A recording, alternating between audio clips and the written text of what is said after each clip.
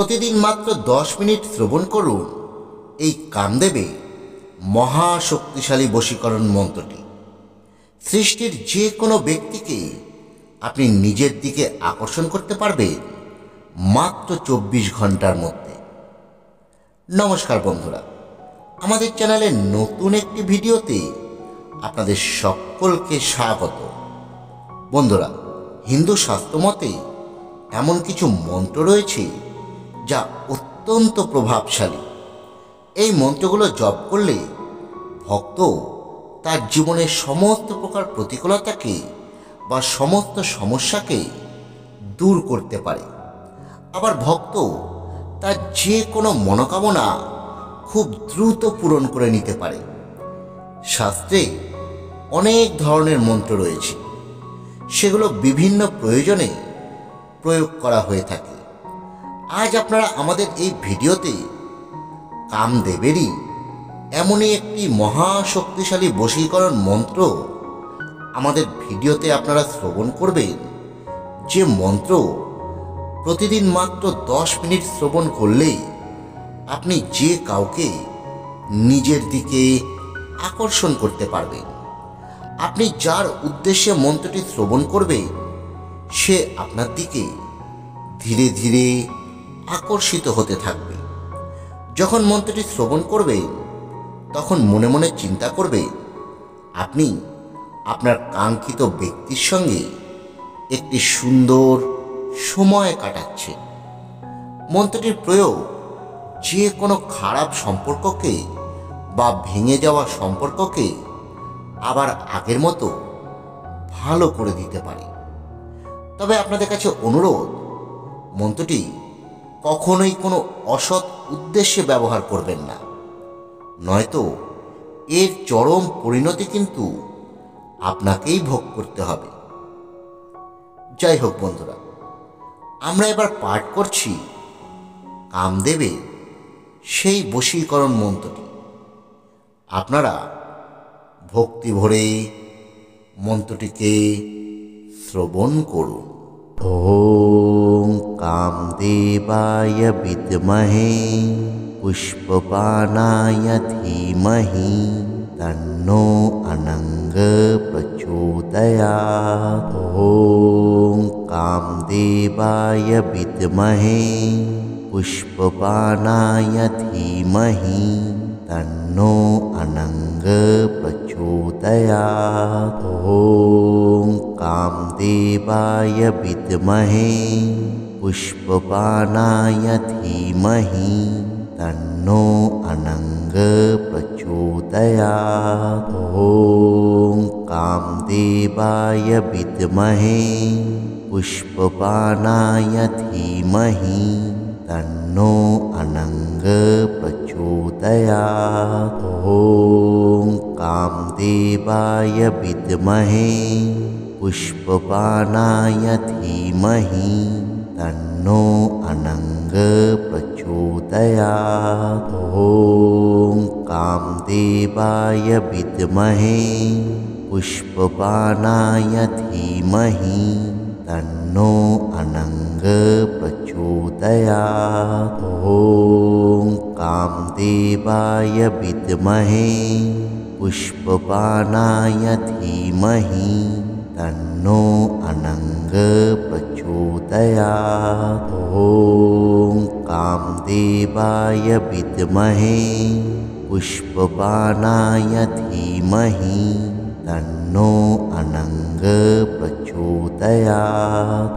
ওম কামদেবায় বিদ্মহে পুষ্পবাণায় ধীমহি তন্নো অনঙ্গ প্রচোদয়াৎ। ওম কামদেবায় বিদ্মহে পুষ্পবাণায় ধীমহি তন্নো অনঙ্গ প্রচোদয়াৎ। ওম কামদেবায় বিদ্মহে পুষ্পবাণায় ধীমহি তন্নো অনঙ্গ প্রচোদয়াৎ। ওম कामदेवाय विद्महे पुष्पबाणाय धीमहि तन्नो अनङ्ग प्रचोदयात्। ॐ कामदेवाय विद्महे पुष्पबाणाय धीमहि तन्नो अनङ्ग प्रचोदयात्। ॐ कामदेवाय विद्महे पुष्पबाणाय धीमहि तन्नो अनङ्ग प्रचोदयात्। ॐ कामदेवाय विद्महे पुष्पबाणाय धीमहि तन्नो अनङ्ग प्रचोदयात्। ॐ कामदेवाय विद्महे पुष्पबाणाय धीमहि तन्नो अनङ्ग प्रचोदयात्। ॐ कामदेवाय विद्महे पुष्पबाणाय धीमहि तन्नो अनङ्ग प्रचोदयात्।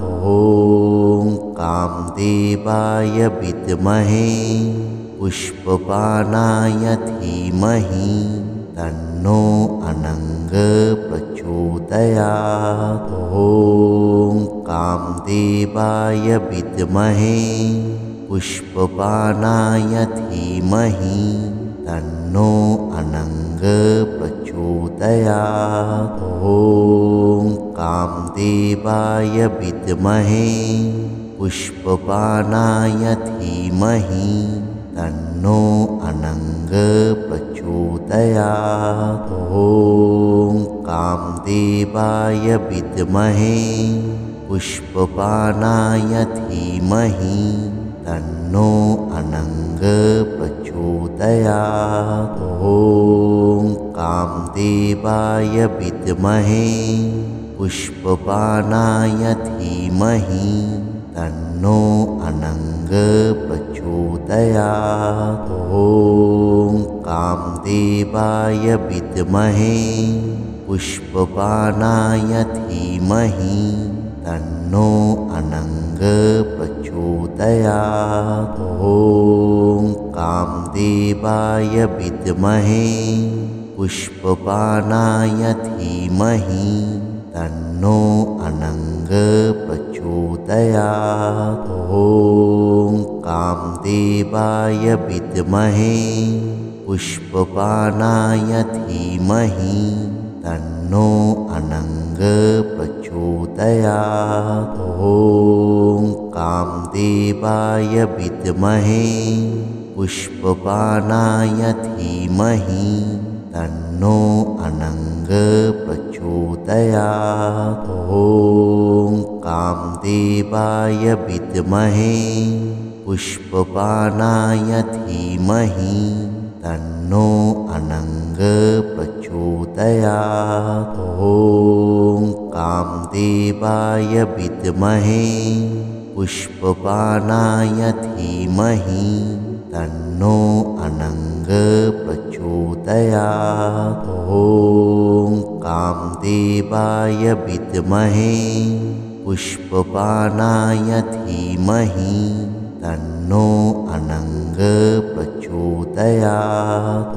ॐ कामदेवाय विद्महे पुष्पबाणाय धीमहि तन्नो अनङ्ग प्रचोदयात्। ॐ कामदेवाय विद्महे पुष्पबाणाय धीमहि तन्नो अनङ्ग प्रचोदयात्।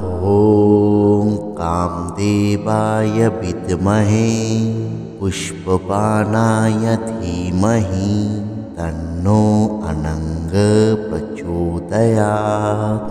ॐ कामदेवाय विद्महे पुष्पबाणाय धीमहि तन्नो अनङ्ग प्रचोदयात्। ॐ कामदेवाय विद्महे पुष्पबाणाय धीमहि तन्नो अनङ्ग प्रचोदयात्। ॐ कामदेवाय विद्महे पुष्पपानाय धीमहि तन्नो अनङ्ग प्रचोदयात्। ॐ कामदेवाय विद्महे पुष्पपानाय धीमहि तन्नो अनङ्ग प्रचोदयात्। ॐ कामदेवाय विद्महे पुष्पपानाय धीमहि तन्नो अनङ्ग प्रचोदयात्। ॐ कामदेवाय विद्महे पुष्पपानाय धीमहि तन्नो अनङ्ग प्रचोदयात्। ॐ कामदेवाय विद्महे पुष्पपानाय धीमहि तन्नो अनङ्ग प्रचोदयात्। ॐ कामदेवाय विद्महे पुष्पपानाय धीमहि तन्नो अनङ्ग प्रचोदयात्। ॐ कामदेवाय विद्महे पुष्पपानाय धीमहि तन्नो अनङ्ग प्रचोदयात्। ॐ कामदेवाय विद्महे पुष्पपानाय धीमहि तन्नो अनङ्ग प्रचोदयात्। ॐ कामदेवाय विद्महे पुष्पपानाय धीमहि तन्नो अनङ्ग प्रचोदयात्। ॐ कामदेवाय विद्महे पुष्पपानाय धीमहि तन्नो अनङ्ग प्रचोदयात्। ॐ कामदेवाय विद्महे पुष्पपानाय धीमहि तन्नो अनङ्ग प्रचोदयात्।